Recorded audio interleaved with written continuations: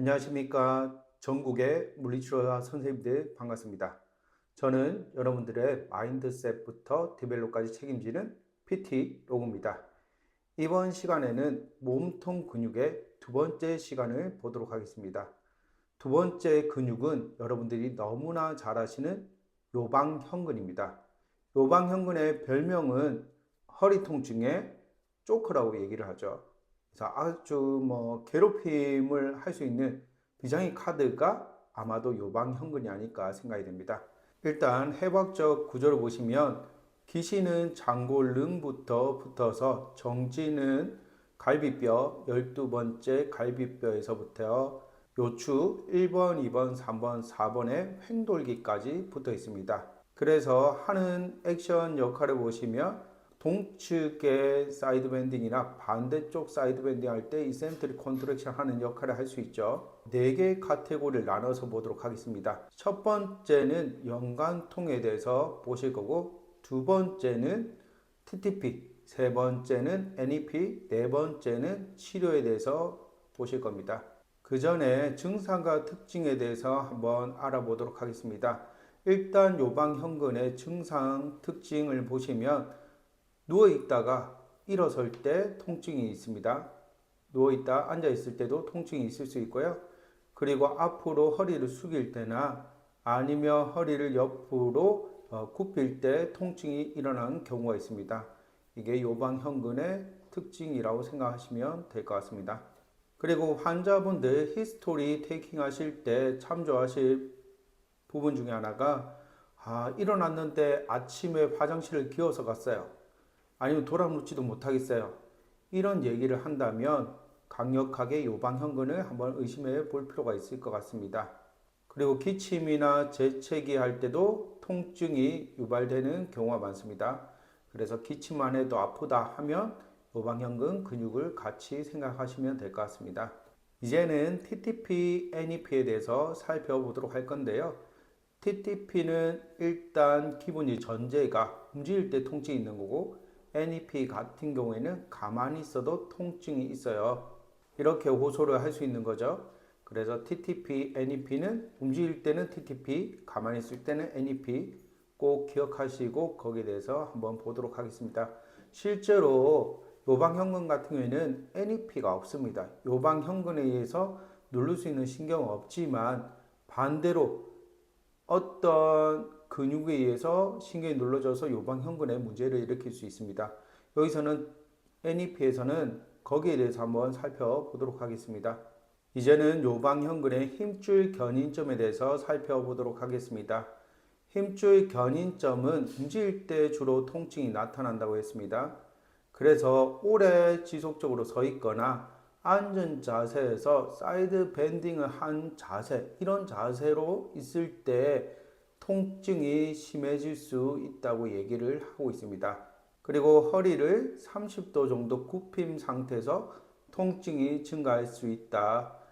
아침에 일어났는데 화장실에서 딱 세수를 해요. 세수를 하는 자세에서 통증이 일어난다면 디스크나 이런 거에 감별을 하셔야겠지만 근육적으로 봤을 때는 요방형근의 문제를 한번 기억해 주시면 될 것 같습니다.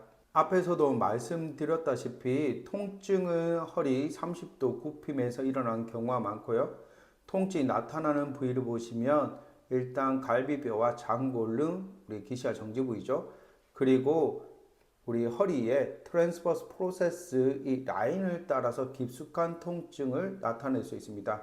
실제로 우리가 요방형근을 그냥 한 근육을 떼고 봤을 때는 아주 팔페이션하기 쉽게 보이지만 실제로는 뒤쪽에 있는 일렉터 스파이널 머슬 중에 일리오코스탈리스가 있죠.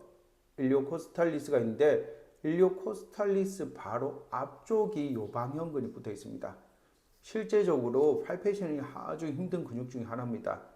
그래서 우리가 직접적으로 팔페이션 할 수 있는 게 아니라 간접적으로 팔페이션 할 수 있는데 이 간접적으로 팔페이션 하는 것도 한번 생각을 해 보셔야 됩니다. 그래서 해부학적인 도해를 머릿속에 그리셔가지고 팔페이션 하실 걸 추천해 드리고요. 최근에는 팔페이션 연습할 때 초음파 영상을 보면서 팔페이션 연습을 하는 게 팔페이션의 신뢰도를 높일 수 있다고 얘기를 하고 있습니다. 이제 다음으로 보실 거는 NEP입니다. Nerve Entrainment Point라고 해서 신경포착점이라고 합니다. 요방형근은 실제로 신경포착점이 없다고 했죠. 신경포착점이 있다기보다는 다른 근육에 의해서 신경이 포착돼서 요방형근의 문제를 일으킬 수 있다고 얘기를 합니다. 그래서 옆구리가 뻐근한 느낌이나 이런 느낌이 들 때, 가만히 있을 때, 그럴 때 우리가 신경 포착점이 어디 있는지 한번 찾아볼 수 있는 거죠. 그래서 보통은 T12에서 L4에 도잘 라무스가 있고 벤트럴 라무스가 있는데 벤트럴 라무스가 눌렀을 때 문제가 생긴다고 얘기를 합니다. L4에 벤트럴 라무스를 누를 수 있는 구조물이 뭐가 있을까 했을 때는 소아스 메이저를 생각할 수 있습니다. 소아스 메이저는 아주 논란이 되는 근육 중에 하나입니다.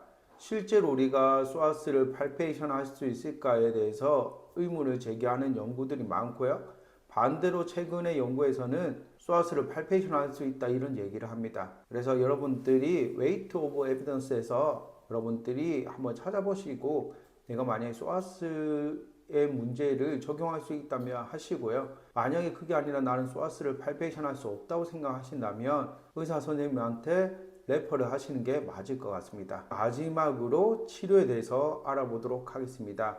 테크닉 1, 2, 3, 4가 있는데 실제로 테크닉 4는 힘들죠. 그래서 테크닉 1부터 해서 3까지 보도록 하겠습니다. 테크닉 할 때 자세는 엎드린 자세를 취할 수도 있고 제일 많이 취하는 자세는 옆으로 누운 자세를 취한다고 보시면 될 것 같습니다. 테크닉 1 같은 경우에는 엎드린 자세에서 할 수 있고 사이드 라인에서도 할 수 있습니다. 그래서 우리 카드로투스 눈부름을 찾으신 다음에 카드로투스 눈부름에 대해서 허혈성 압박해 주는 게 테크닉 1입니다. 다른 방법으로 테크닉 1, 2를 적용하는 방법은 사이드 라인에서 하는 방법이 있습니다. 사이드 라인을 하실 때 핀서 그립이 아니라면 우리가 좀 이렇게 프리 스트레칭을 좀 시킨 상태에서 크로스 팔페이션으로 보통 합니다. 크로스 팔페이션에 갖고 압력을 주는데 이때 옆으로 누운 자세에서 하는 게 좀 더 압력을 증가시켜 줄 수 있기 때문에 옆으로 누운 자세를 시행하고요. 1, 2 시행할 수 있고 나중에 2B라는 테크닉을 사용할 수 있습니다. 2B 테크닉은 허혈성 압박을 한 상태에서 환자가 자꾸 움직이는 거죠. 골반을 떨어뜨렸다 올렸다 떨어뜨렸다 올렸다 이 동작을 반복하는 게 2B라고 보시면 될 것 같습니다. 이제 마지막으로 3는 전체 마이오파셜 릴리즈를 해주는데 골반을 내린 상태에서 골반을 반대손으로 잡고요. 그래서 마이오파셜 릴리즈를 시켜주는 테크닉을 할 수 있을 것 같습니다.